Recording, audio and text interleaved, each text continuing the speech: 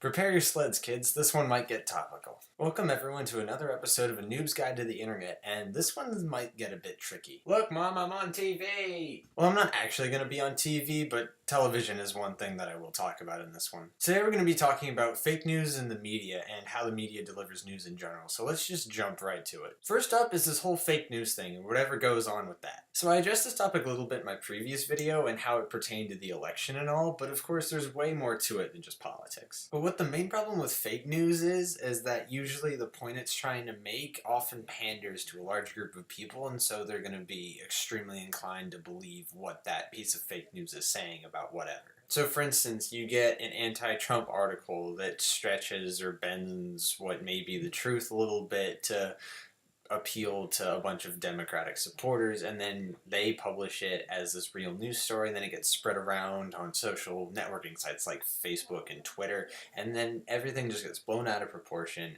and people start paraphrasing and quoting it wrongly, and it just turned into this big fiasco. The example I believe I gave in my other video was of a meme that was made by Donald Trump and something that he said in the 90s when it turns out he actually didn't say that, and of course that spread around the internet as soon as he announced his campaign, but it turned out to not be true just because it was trying to pander to a group of people that didn't support Trump. I realize I'm using Trump a lot in a lot of these scenarios, but I mean, he's a magnet for all things newsworthy, so it works. Besides, he's interesting to talk about. Sue me. So now you're probably wondering, how am I supposed to differentiate fake news from real news? And this gets into my next topic I'm going to talk about, the media, and this involves cross-checking your sources, such as looking at articles from multiple news sites to make sure all of the facts add up, to make sure they're right, and it's this whole mess, and I'm so sorry the internet has come to this. So, the media. Media is usually a tricky thing to talk about because usually whatever you end up talking about, people think you're biased because you get your sources from the other one that you're not talking about, which can get into some confusion and it's muddy and it's just...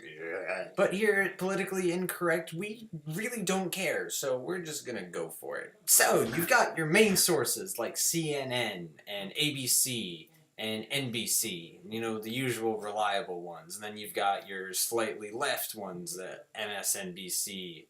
Washington Post is actually a little bit left-leaning. And then, of course, your right-leanings, Fox News is probably the most known. But along with the leaning ones, you also have your extremes on way other sides. And that's like the Rush Limbaugh show for conservative side. And then, of course, you've got a news source such as Occupy Democrats, which is that way. That's my left. That's where it is. Bad joke. Stop it. Don't do that. There's this whole spectrum that places them out really nicely and in a nice organized thing instead of this jumbled mess that I'm creating in your brain. But I'll post that somewhere. Here, maybe here. I'll just put both of them right next to my head. But usually with those ABC, NBC, CNN sources, they're going to be pretty spot on. Of course, you're going to have a little bit of opinion from the reporters and the people giving the talks that might creep in, but 8 times out of 10, they're usually pretty spot on. Along with those, you've also got websites such as PolitiFact, which fact checks everything, gives you sources for all kinds of information. I can link to that down below if you really want to look at it. I think my wallet just fell out of my pocket. I have a gift card in there. But why is this all an issue? Why is this getting talked about? Why does it need to be addressed?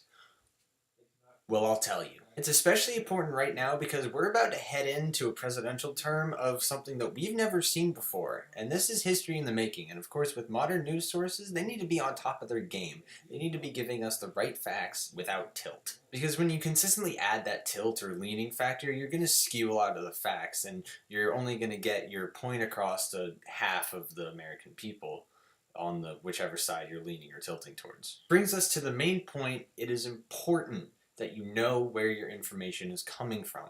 You can't just go out on social media, look at an article, and take it as fact. You have to double check it. You have to cross check it. You have to look and see if other news sources are picking up this thing. Because if you don't, you just end up making yourself look like an idiot in front of the entire internet, and that just makes my job easier. I do believe I said this in my other video, but you just have to be careful where you're reading your resources. Like, if it's some random website that you've never even heard of, chances are it's not a reputable source. Just go ahead and just cross that off the list right there. Give it the old finger wag. Of course, going back and looking at all this, one might come to the conclusion that, oh, there is no actual middle news source. It's all tilted one way or another, and in a way, you're right. And that's why it's important to keep cross-checking your information. So if you get the same article from two different news sources, you just gotta check and see what they're saying the same and what they're saying different.